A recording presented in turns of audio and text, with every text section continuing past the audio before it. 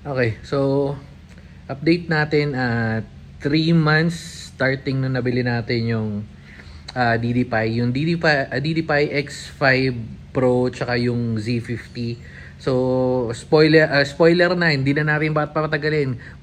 Kung mas ano lang, okay na yung Z50, bilhin nyo. Okay na yung Z50. Pero kung hinahabol nyo kung habol nyo, like remote access, sakto. Kaya hindi ko rin binuksan hindi ko binuksan or in-start si Go, yung Fortuner, kasi naka-install doon.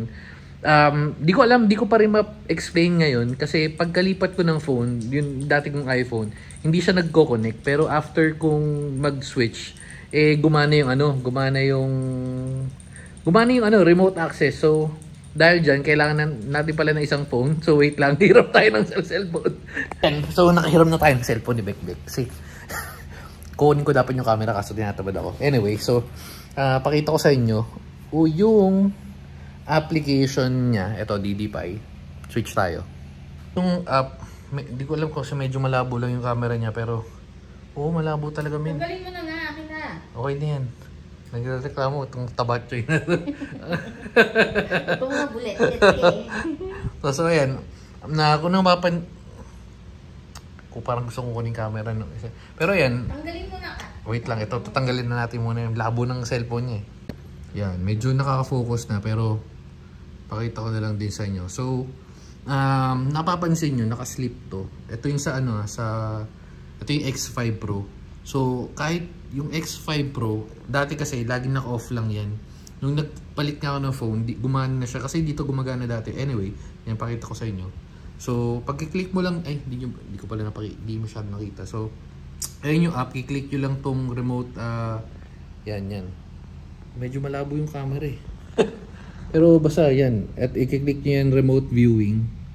Tapos makikita nyo yan kung saan naka-park. Tapos i-click mo lang tong real time. Yan, maglo-load yan. Medyo, so ino-on niya eh. Antayin lang natin saglit. Yan, nag-on na. Ito yun, naka-park yan kasi after 24 hours, yun sa settings ko, after 24 hours, mag-i-sleep mode siya para hindi kainin yung battery ng kotse. And then makakapag-remote na tayo. So yan. Kumbaga para ka may CCTV sa sasakyan mo, hindi mo na kailangan lumapit, makita mo, harap likod yan. Yun. So ayan, nakakonect na tayo. Siyempre kailangan may load. Yung connection nito is 4G lang at maingay yung wait. So ayan, live view na yan. Yung naka-park tayo diyan. Malinaw yung camera ng dashcam. Medyo malabo lang to sa camera, hindi masyado na-justify, pero yan. Ayun yung harap. Tapos ito yung likod, i-click na natin. Oops. Hindi ko maklik, wait lang. Ito ay. Yan. Punta tayo dun sa ano mamaya. Ay. Ayun na, nag-offline. Ganyan yung nangyayari dati. Pero nawala yata signal. Pero ganyan yung, sakto, ganyan yung nangyayari sa akin dati pag nagko-connect ako, nawala yata. Or nag-reboot. Ayun na, nag-offline. Pero ngayon, kasi gumagana, so re-reboot lang natin. Okay, so nag-offline na talaga siya. Ngayon na, tirinay ko, mukhang tirang power lang yata. Hindi, ayun, sleep. Nag-reboot. Okay, so nag-reboot. Kala ko ayaw. So yan, nagko-connect ulit tayo. Antay lang tayo saglit. Pero yun nga sinasabi ko, habang naglo-load yan, habang naglo-load, medyo malabo yung camera ni Pero anyway, so habang naglo-load yan, sinasabi ko nga, yung Z40, or yung Z50, yun yung nakakabit sa Vios, actually okay na yun. Kung kailangan nyo lang ng dashcam, actually malinaw na siya. Hindi nyo naman kailangan ng 4K talaga. Kinumpare ko yung difference nung sa X5, tsaka nung sa Z50, halos parehas lang naman. Pero syempre, mas HD nga yung yung sa X5. Tapos, kung kailangan nyo lang din, kung mas mura yung N1 or Z1 yun, ng DDPi, okay din yun, kasi pwede rin yung, nagko-connect pa rin eh. Okay din yung remote access nun. May mga nabasa na rin naman ako doon sa group nung sa DDPi. Pero yun. Same module lang yun. Same 4G box lang. Magko-connect na. Same 4G box lang nang ginagamit nung X5 kasi hindi ka pwedeng bumili lang nung kahit anong DD5 tapos yung i-connect mo dun sa camera. Kailangan it's either X5 or yung N1. Okay, ayaw pa rin mag-connect. Try. Mukhang ayaw mukhang na-drain yata yung battery. Anyway, punta tayo doon sa kotse para ma-check natin. So, lipat tayo. Okay, so nag-connect. Bago pala ako, nag-connect ulit. Pero medyo matagal lang, nag-error dahil feeling ko nag-reboot. Pero nag-connect pa rin. Anyway, so punta na tayo sa kotse. Tapos pakita ko sa inyo. Ayun, nakikita nyo naman yung traffic or yung kilobytes or kung gaano kalaki yung kinakain na data. So, punta na tayo doon. Okay, so by default, makikita nyo yun. Ayun, naka-green yan. Parang naka-standby mode. Before, naka-steady lang yan eh. So, kumukuha ng battery. And then, ito yung ano natin, X5. Kahit tirik yung araw, mapapansin nyo yan. Tirik yung araw, hindi naman siya ganun kainit. Well, mainit siya pero hindi siya nag-overheat. Tapos, ayan din yung camera. Anyway, so open natin. Start muna tayo para maka-connect tayo dito. So, okay, mali ang pinindot natin. Okay. Ayun na, narinig nyo. Hello DD5. Ang isang issue lang, may isa lang naman akong ano dito, hindi trip. Which is, wait. Ayun. Oops. Hindi na record pero may tutunog dun after nung welcome to DD5 network connection successful. After nun, magko-connect na tayo or naka-connect na dapat to. Wait lang, check ko. Hindi pa siya naka-connect. Ay, naka-connect na siya. So, punta na tayo dito sa app. So, yan. Ito na yung connected na siya sa app. Ito yung sinasabi ko, hindi ko masyado trip sa kanya.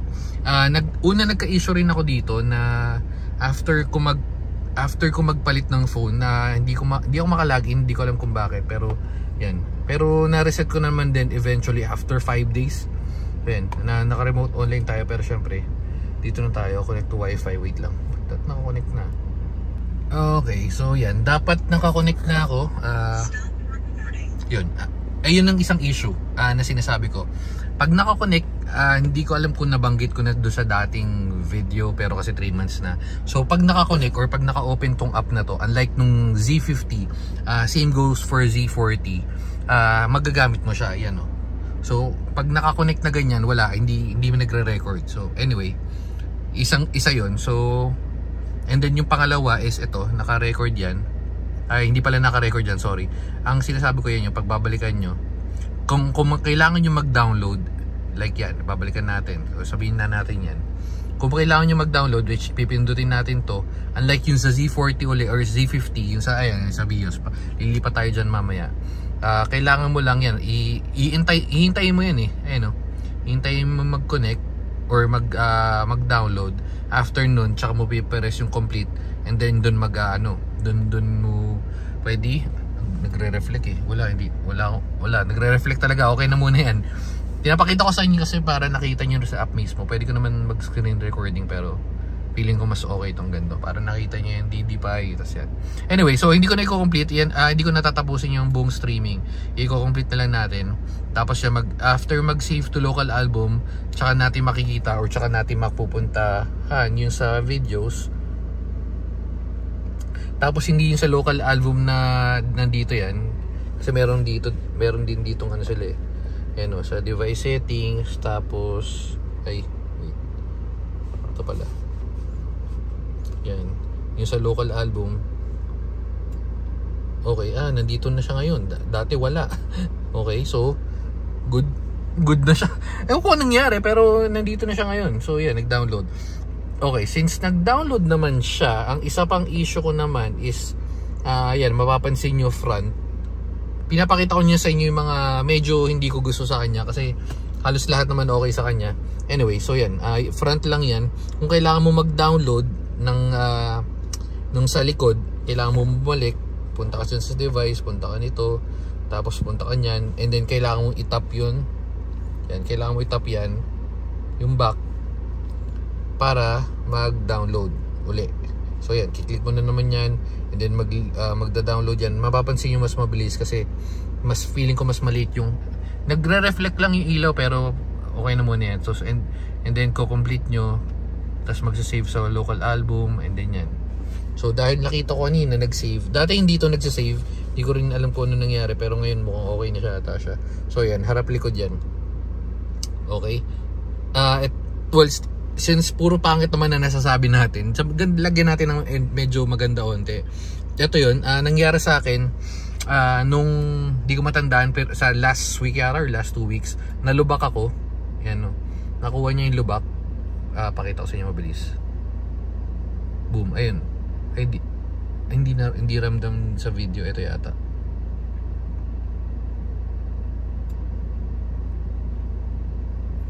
Ayun no, nalubak ako.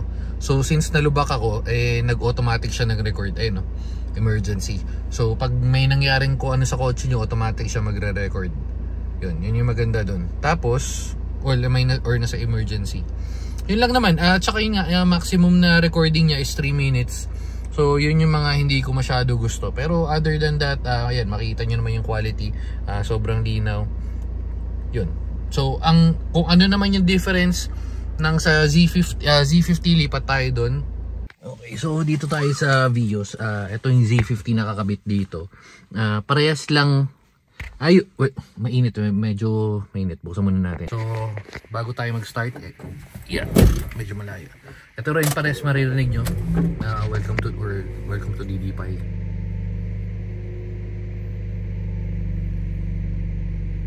Hello DD-Pi. Ay, hello DD-Pi pala.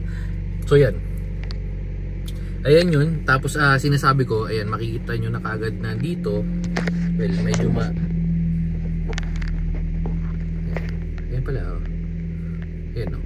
Meron na siya kagad na sariling mirror dito, which is okay. Tapos gamitin natin yung cellphone ni Beck. Wait. Okay, so yan. Napapansin nyo, nagbukas tayo ng application niya. Wait, close natin uli ah. So yan, hindi pa tayo nakakonect, di ba? Nagre-record yun. Pag inopen natin to, boom, yan, connecting. Tapos, connected tayo, real time yan, pero ito, nagre-record. Unlike nung sa X5, di ko alam kung bakit ganun, pero ito, malamang naririnig ko yung boses ko dyan. Nagre-record siya ng kusa. Tapos, yung capture niya, yan, magda-download tayo. Ang download nito, well, halos parehas lang naman ng pag-download, pero ang difference niya is nakaset na yan. Ayun no. Pag yan, halimbawa, pwede ka mag-download ng tuloy-tuloy. Ito, halimbawa yan, download natin. Wag yan, ito. Sige, damay na natin yan. So pwede ka mag-download yan, kung ilan yung trip mo i-download, and then click mo lang to. Yan, downloading. So harap likod na yan. Hindi siya mas madali siya i-transfer. Although yun nga, pwede naman i-transfer mo lang yung SD card, pero kasi 'di ba? Para okay, mas okay sana kung less hassle. Habang nagda-download 'yan, lagay muna natin diyan. Habang nagda-download, ito yung sinasabi ko. Since meron ka ng screen na ganyan, nandito na rin yung options. Pwede mo nang kalikutin yan, pwede mo nang palit-palitan. Well, hindi naman siya big deal. Actually, magiging big deal dapat sa akin sa X5. Ang ko lang kasi dito is mas mas madaling mas madaling pindutin. Like ito, pag hindi mo kailangan ng hindi siya napipindot. Hindi pwede itong i-off. Yun parang may mukha lang.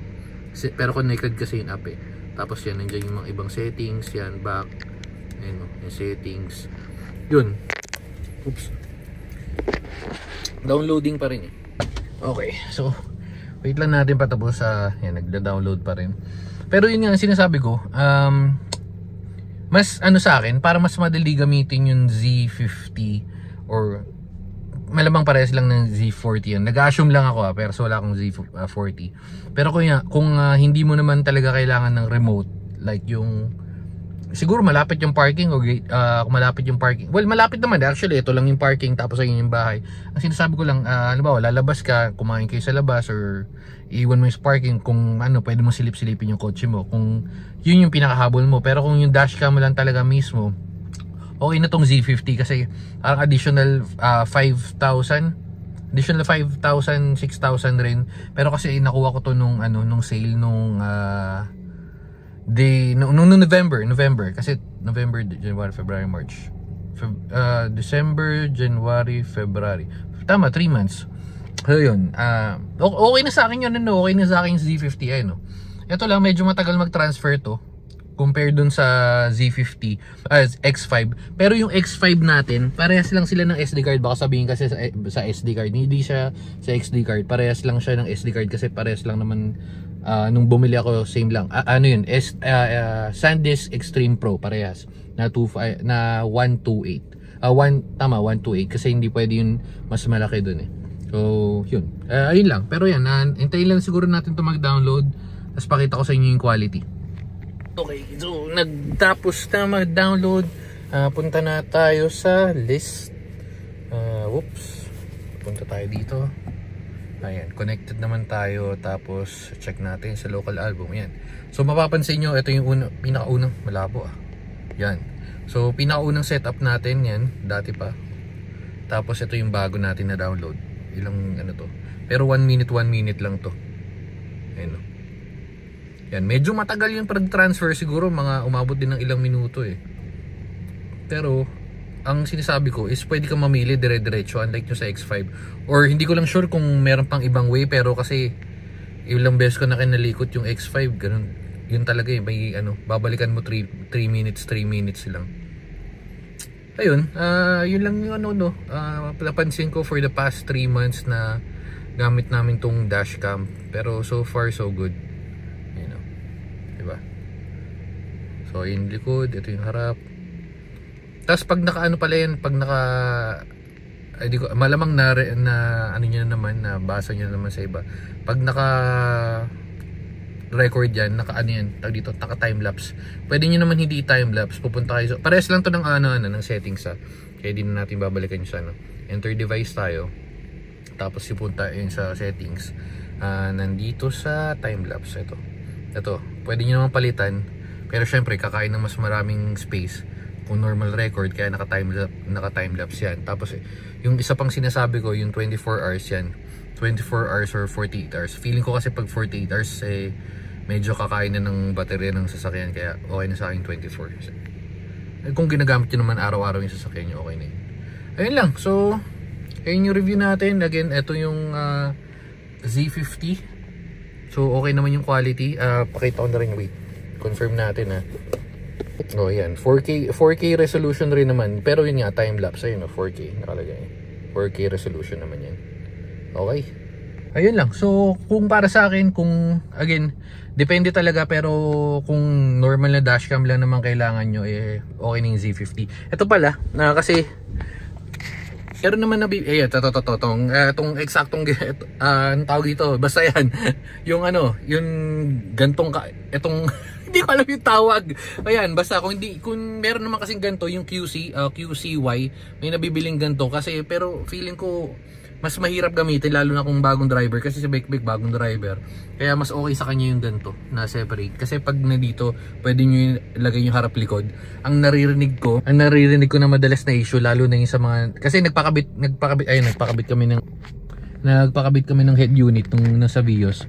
Naririnig kong nirereklamo ng mga nandun, yung nagpapakabit sa kanila, is nasisilaw sila pagka yun, itong ganto na dashcam yung nakakabit sa kanila, lalo na syempre may camera sa likod. Makikita yung camera, yung ilaw ng kotse, di ba, nasa rin, so tutok dun. Kaya yun lang siguro yung medyo pangit. Maganda sana kasi nga all in one, nandun na lahat. Pero anyway, so para sa akin mas okay pa rin yung naka-separate. Pero again, kanya-kanya yan. So yun, kung may tanong kayo or may gusto kayo lang kabalaman, comment nyo na lang. Okay, so yun lang. Sige, bye bye and babu.